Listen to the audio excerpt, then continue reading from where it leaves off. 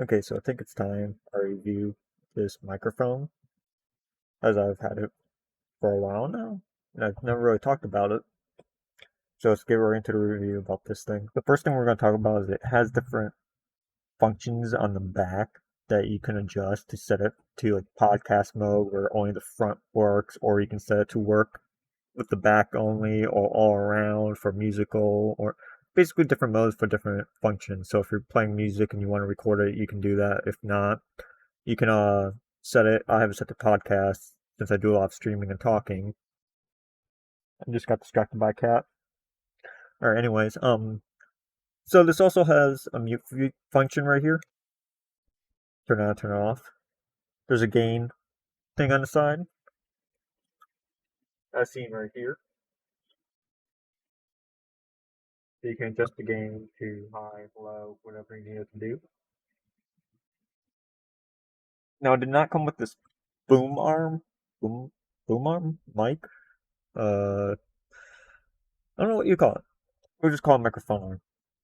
I had to buy it. It came with a metal stand, which is very good by itself, but I needed mine raised, opposed to just sitting on my desk. So I went out and bought arm for it from Amazon. It also has vibration setup, so if you tap it or something, you don't hear it. But I am also using an AI software to delete my noise, so if I turn that off, this is what you'd hear. Alright, so now I have the AI off, and this is how it sounds. This is just the raw microphone by itself.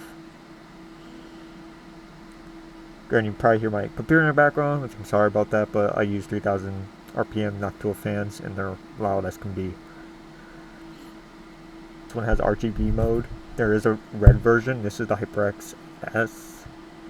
There's a HyperX, which is just red, and I think it's the same microphone inside. It has two different microphones built into it. But I'd say the sound quality on it is pretty good. It is a little bit more expensive, but I think it's on par with the Blue Yeti and other microphones, and it's good for streams and videos, especially with the RGB. You can color customize it. Adds a little bit more pop to your stuff. Turn back on the AI filter, which I use in video broadcasts, which I can show you guys how to do that if anyone's interested, because I could be talking and tapping on this, and it won't even pick up the noise. It doesn't even pick up the computer noise, which is nice because when you're streaming or anything, if you don't want any of the background noise being heard, you just turn this on and it automatically filters all that noise for you. It makes life a whole lot easier. So in terms of sound quality, I'll give that a 10 out of 10. In terms of setup, there really isn't much to set up. It's just plug and play, basically. Use a USB Type-C with a very long cable on the back. And it's braided, so a little nice touch. It's a long cable, so you can bring it pretty far. I have it draped around my desk all the way to the back of a cabinet through to my computer, so I want to say it's probably about 8 feet long. But yeah, that's all I have to say about this microphone. Player signing out. Hey, you. Yes, you. I'm talking to you. If you like the content on this channel, please subscribe. Otherwise, leave a comment on what I can do to improve. Okay, bye.